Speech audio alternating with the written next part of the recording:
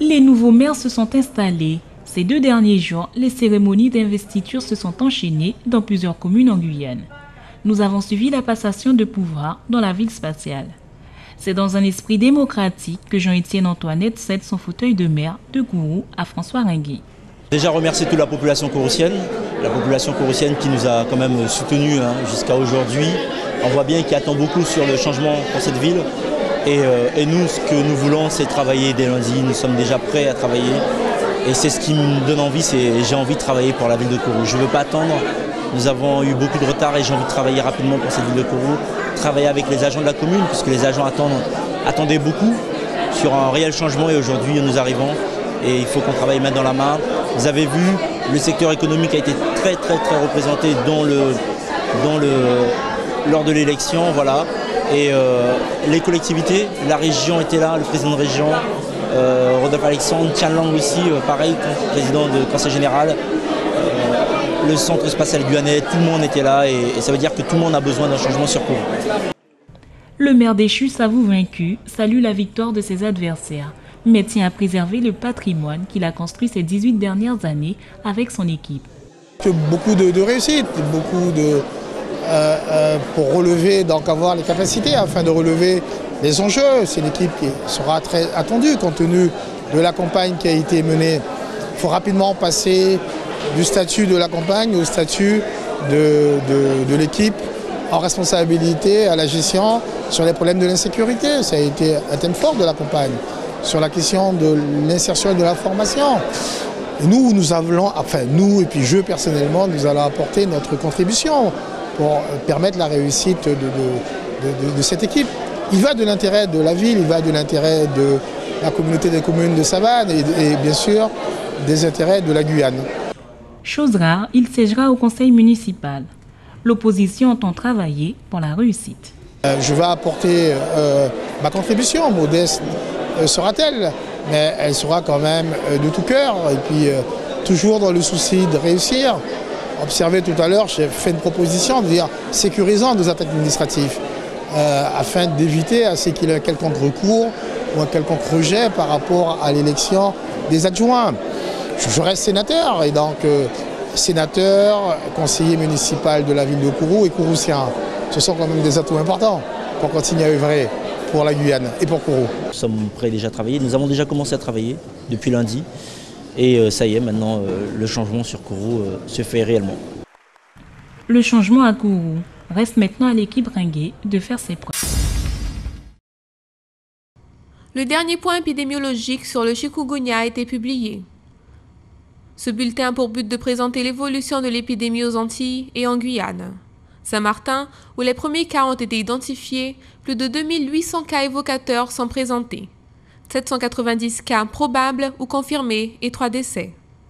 Selon l'Agence régionale de santé, la situation se stabilise sur l'île, ainsi qu'à Saint-Barthélemy, où 135 cas probables ou confirmés ont été publiés dans ce dernier point épidémiologique. En Martinique, il a été estimé une augmentation de 15% dans le nombre de nouveaux cas par rapport à la semaine précédente.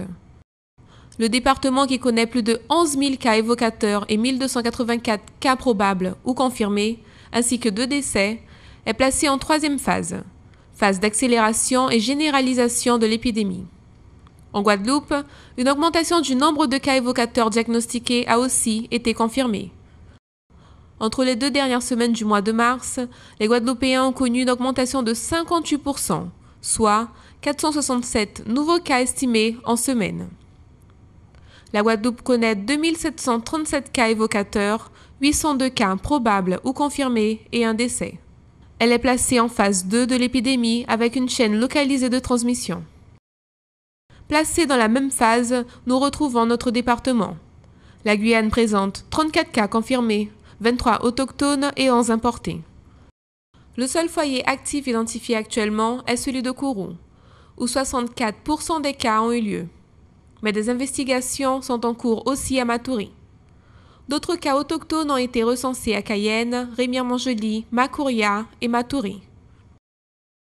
En Guyane, la circulation du virus est considérée modérée et pour éviter sa propagation, la seule solution est de se protéger des piqûres de moustiques et détruire les gîtes larvaires.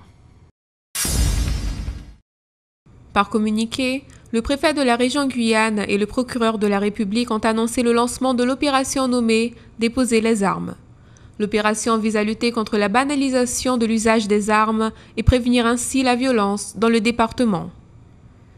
Cette opération sera matérialisée par une campagne de dépôt des armes et de munitions auprès des services de police et de gendarmerie. En contrepartie de ce dépôt volontaire, aucune sanction administrative ou judiciaire ne sera engagée contre les personnes qui déposeront une ou plusieurs armes et leurs munitions de leur propre initiative. La préfecture rappelle que le port et le transport d'armes sur les voies publiques sont interdits. L'usage des armes, y compris de chasse, est interdit dans les zones urbaines et à moins de 100 mètres de toute habitation.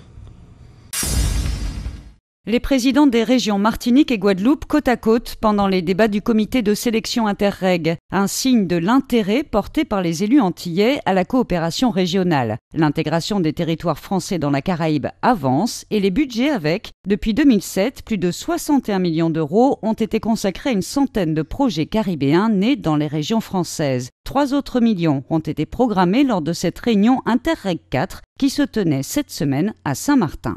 On peut dire qu'au terme de ces 3 journées de travail, pratiquement l'intégralité des fonds qui ont été agréés dans le cadre d'Interreg sont affectés dans le cadre des projets. C'est au total 64 millions d'euros qui ont été affectés à ce programme Interreg pour des projets de coopération avec le reste de l'espace Caraïbe. Devant le comité de sélection, les porteurs de projets ont présenté leurs idées et répondu aux questions. Les domaines sont variés, échanges culturels, formation, biodiversité, communication, santé. Et parmi eux, un projet autour du sida demande une rallonge budgétaire pour organiser la prévention et les soins à l'échelle de l'archipel. On a besoin de partager avec les autres pays de la Caraïbe tout ce qu'ils font et nous leur apporter ce qu'on peut faire, eux utiliser ce qu'ils peuvent faire. En particulier en prévention, ils sont beaucoup plus avancés que nous, alors que nous, en prise en charge, on est plus avancés.